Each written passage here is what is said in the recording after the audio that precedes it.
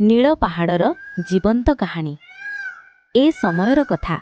ओडिशार एक सुंदर गाँ थिला। नाम थिला नील पहाड़। सेही गाँर चारिपाखी थिला हरित पहाड़, नदी, जंगल आउ शांत परिवेश। गाँर लोक माने सरल, खुशियाल आउ प्रकृति को भल पाउथिले। किंतु एही गाँर एक अजब कथा थिला।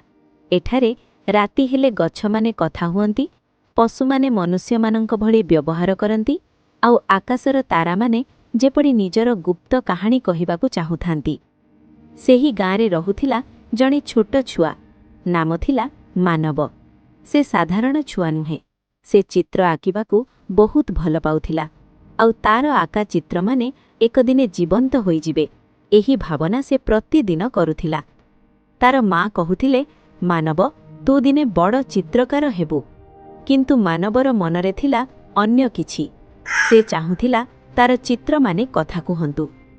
एक दिन संध्या बेले मानव जंगल को गला। से तार खाता आउ पेंसिल नहीं एक बड़ पिपल गछ तले बसीगला। से एक अजब पत्र आँखिबा आरंभ कला। एक छोट कार्टून छुआ जार बड़ आखि, लंबा हाथ आउ हसुथिबा मुह। से ताहार नाम रखिला टुन्नू। चित्र आँखि से थकीगला आउ गछ तले घूमी जाइला। राति हेला। चंद्र आकाशरे उदय हेला। हठात एक अद्भुत आलोक मानवंक खतारू बाहरिला। टुन्नू धीरे धीरे कागजरू उठिला, आखि झपकाइला आउ कहिला, मु केउठी आसीगली। से चारिपटे देखिला आउ मानव को घुमुथिबा देखिला। टुन्नू हसिला, एही छुआ मते तियारी करिछि कि? से धीरे धीरे चालिबाकू लागिला। से गछ मानंक सह कथा कहिला, पक्षी मानंक सह हसिला आउ गाँरे खुशी भरी देउथिला। किंतु एक दिन गाँरे एक बड़ समस्या आसिला। गाँ पाखरे थिबा नदी शुष्क हेबाकू लागिला। पानी नथिबारु चाष नष्ट हेउथिला। लोकमाने चिंतित हेले। केही बुझी पारु नथिले एहा काहीकि हेउछि। टुन्नू आउ मानव निष्पत्ति नेले जे सेमाने एहार रहस्य खोजिबे। सेमाने जंगल भितरकू गले।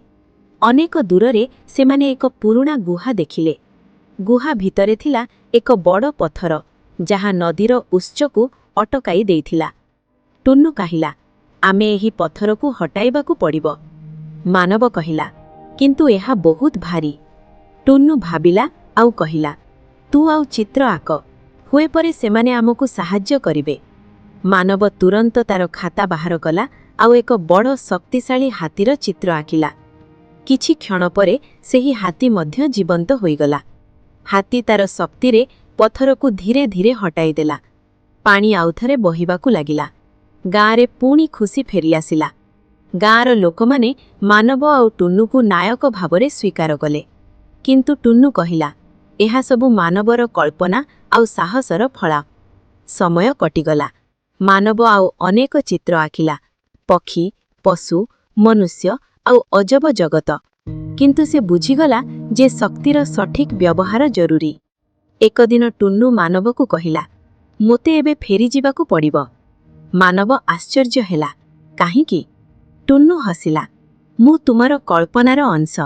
तू जेतेबेले चित्र आकिबू मु सेठी रहिबी। मानवर आखिरे लुह आसिला। किंतु से बुझीगला। टुन्नू धीरे धीरे आलोकरे परिणत होई पुणी खतारे फेरीगला।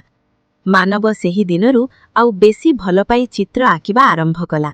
से जानिथिला तार कल्पना हेउछि सबुठारू बड़ शक्ति। आउ नील पहाड़ गाँरे आजि भी कुहा जाए, जदि तुमे मनरू किछि सृष्टि कर, से दिने निश्चय जीवंत होइजिब। समाप्त।